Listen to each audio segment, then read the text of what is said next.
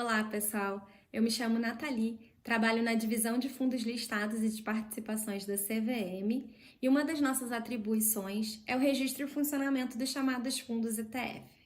E é justamente sobre esses fundos que eu vim falar hoje, afinal de contas, o que são esses ETFs? Acho que a primeira coisa que a gente precisa entender é o nome.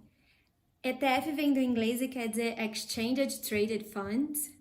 E apesar desse nome poder soar um pouco complicado à primeira vista, na verdade os ETFs são fundos de índice e o seu conceito é relativamente simples. Então vamos lá.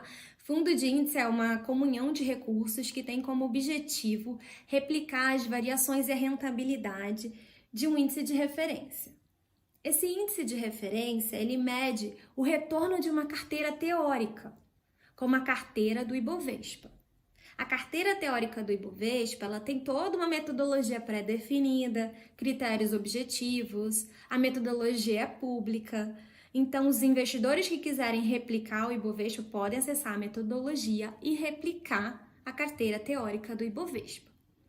Ah, mas então por que é legal ter o ETF? Qual é a vantagem de ter o ETF?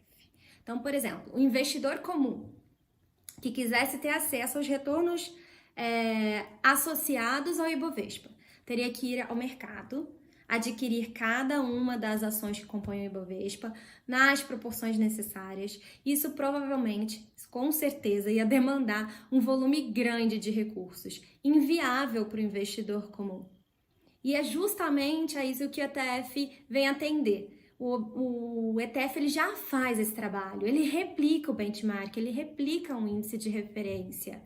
E os ETFs são facilmente negociados em ambiente de bolsa e o investidor comum consegue adquirir as cotas desse ETF, consegue ter exposição aos retornos associados ao Ibovespa com bem menos recursos. E então, essa já é uma das primeiras vantagens que a gente pode enxergar nos ETFs. Ele possibilita que o investidor comum ele tenha exposição a retornos de ativos que de outra forma seria muito difícil de se conseguir.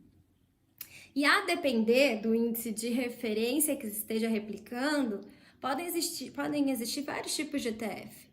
ETF de renda fixa, ETF de ações, ETF de ouro, ETF de moedas emergentes, são vários tipos. O ETF, como eu mencionei, ele busca replicar um índice de referência e por isso ele é um fundo passivo. Ele não é um fundo ativo, ele não pretende gerar excesso de retorno, mas tão somente replicar um benchmark. E como eu mencionei, o ETF, ele dá flexibilidade, porque existe uma variedade grande de índices que se pode replicar. E a partir daí a gente já pega uma outra vantagem, que permitir uma maior diversificação de carteiras para os investidores. Além disso, o ETF possibilita que o investidor brasileiro consiga acesso, ele tenha exposição aos retornos associados de mercados estrangeiros. Então, por exemplo, o investidor brasileiro quisesse exposição aos retornos do mercado acionário norte-americano. Ele poderia adquirir cotas de ETF que replicam o índice S&P 500. Então, ele vai aqui na bolsa e adquire as cotas desses ETFs listados que replicam o S&P 500.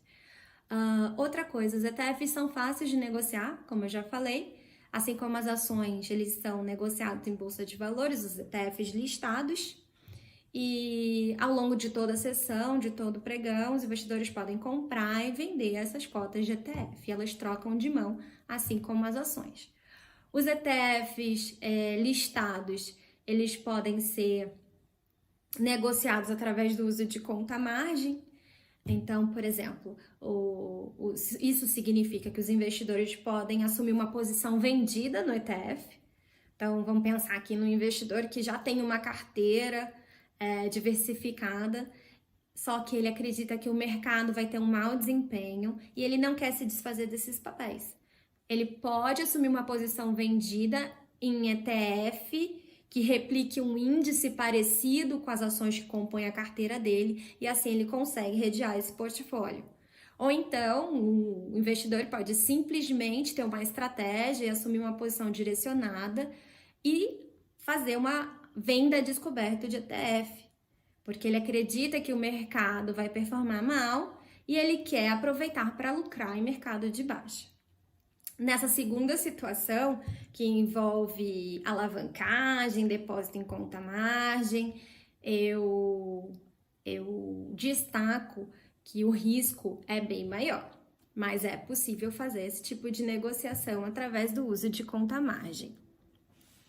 Outra vantagem dos ETFs é que, por serem fundos passivos, eles têm uma baixa taxa de gestão. Como desvantagens, a gente pode citar o fato dos ETFs listados estarem sujeitos aos spreads de compra e venda, assim como as ações. Eles também, alguns ETFs estão sujeitos a risco de liquidez. É importante observar se aquele ETF, se ele tem um nível de negociabilidade razoável. Porque no momento em que você vai querer comprar ou vender as cotas do ETF, pode ser que o mercado esteja ilíquido. Então, essa é uma questão que se deve observar. Pelo tipo de ETF, qual o nível de negociabilidade dele, se você vai ter liquidez no momento que você desejar comprar ou vender essas cotas. Outra desvantagem é o custo de negociação, que está associado a negociar os ETFs em ambiente de bolsa de valores. E também desvantagem relacionada à tributação para os ETFs de ações.